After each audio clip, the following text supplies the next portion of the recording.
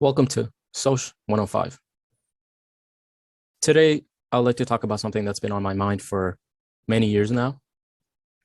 I wrote a little something after seeing Dr. Jordan B. Peterson's video regarding Bill 67 that the Ontario government is proposing. So here it is. The state of Canadian universities and colleges in support of Dr. Jordan B. Peterson and the initiative to kill Bill 67.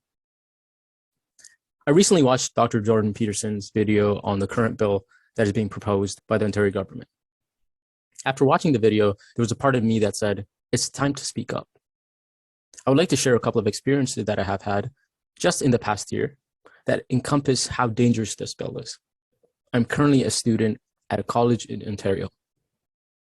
At the beginning of the year, I applied for a fellowship with a nonprofit organization that gave youth the opportunity to get involved in politics and the public service sector. I found out that I was accepted and did an interview. The interview was somewhat concerning, as one of the questions was, what is your understanding of anti-oppressive practice and how have you applied it? I answered it in the most neutral way possible, setting aside my personal opinions. I found out later that I was accepted. It was a good opportunity.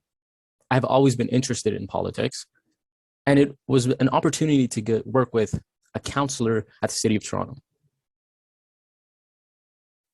Myself, along with 4 other individuals, had been offered the position, and I went to some virtual trainings.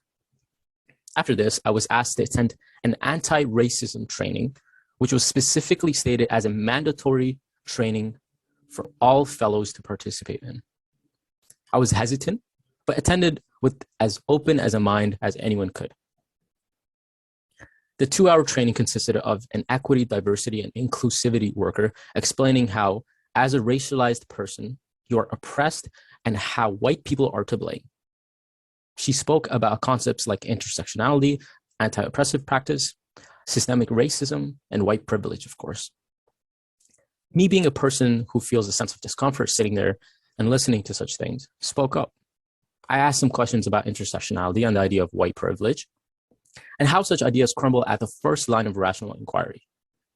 Also, I had made it to a point in my life where a sense of freedom to speak my mind was being compromised by a variety of factors.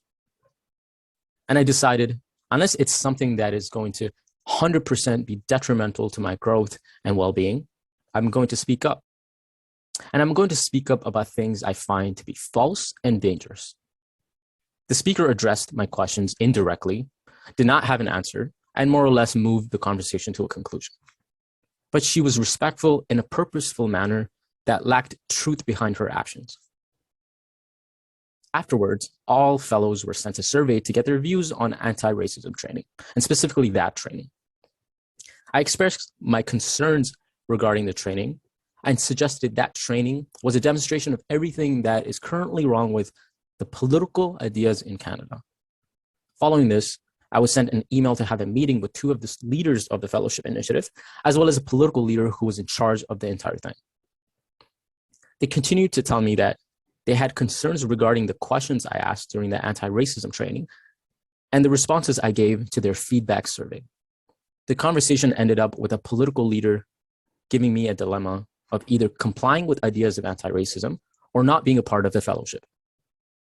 I chose to leave the fellowship. The second experience I would like to share is one that occurred within a college setting. I was sent an email by a faculty member regarding a virtual meeting. I figured it was about my previous inquiries about being a valedictorian and representing my class as graduation time was coming closer. But to my surprise, the meeting was about, and I quote, "There's some concern from your professors because you participate in class too much." At first, I thought this was a joke. What do you mean by participate in class too much?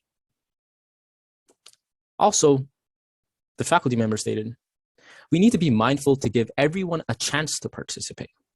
Throughout the meeting, the discussion surrounded the following. I participate too much in class. My views do not align with the professor's views, as well as one professor had complained about me having different views than her and expressing my opinions about a topic that the entire class was discussing. Many discussions were had throughout that 1-hour meeting regarding topics of responsibilities of professors. The faculty members suggested that I restrain myself from participating in class and let other people speak, as well as topics of anti-racism, views about responsibilities, as well as white privilege. I was a little concerned as my participation was always through raising my hand virtually via Zoom. And once the professor had given me the opportunity, sharing my thoughts about the subject. For me, it was a very respectful way of doing it, as well as I respected all my professors, even when their views were concerning and potentially dangerous to whoever they were speaking to. Setting that aside, in the conversation, I proposed an idea to the faculty member to get a sense of where they were in their views about race and group identity. I asked, if we were colleagues and someone discriminated you and said, you're white, you do not have a place here, and your opinions do not matter, is that racism? The faculty member responded with, no, it's not, because I'm responsible for many of the oppressions in current society, as well as I don't think that's discrimination. The faculty member identified as being a white person. As a student, I have participated in a variety of experiences that has shown me how dangerous such ideas of group identity and equity policies are. Such ideologies are so profound within the university and college academic classes that having an opposing view, even associating yourself with someone with an opposing view, such as Dr. Jordan B. Peterson, makes you immediately a sexist, prejudiced, and discriminatory individual. Within the meeting, the faculty member also stated, those views regarding individual responsibility and so forth sound a lot like some of the things Jordan Peterson talks about. As a student, the classroom is a place of one ideology. The idea is based on seeing everything from a dichotomous point of the oppressed and the oppressor, as well as tremendous amount of importance placed on race and group identity. I would like to state the following. I have rarely learned anything in social science classes. I can predict what the professor is going to say before class even starts. My eagerness to learn, explore ideas, and my competitiveness is taken as characteristics of a racist and sexist individual. Groups are valued more than the individual experience. Empathy is used as a tool to shut down any opposing views. Learning has been changed to conforming. My opposing views are stapled with the identity of a racist and misogynist. You are praised for repeating what a professor states while discouraged for presenting any new ideas of your own. Academic freedom is a concept that has been completely erased. Learning is replaced with conforming to a particular idea. Assignments are all on the basis of how you could clearly state the ideas of race, power, and group identity to any social issue or hypothesis. I remember I was working with a youth, and he told me how as a white person, he's scared to bring forth ideas that he believes in, scared to be himself in class. The educational system has become a place to hate white people and discriminate against white people. I myself, as a brown person, a person of color, have been cornered to feel like I cannot express my thoughts and opinions in an academic setting without being labeled a racist. I cannot participate in dialogue that is meaningful and aims to search for the truth behind an idea or hypothesis. Now, how does a white person feel?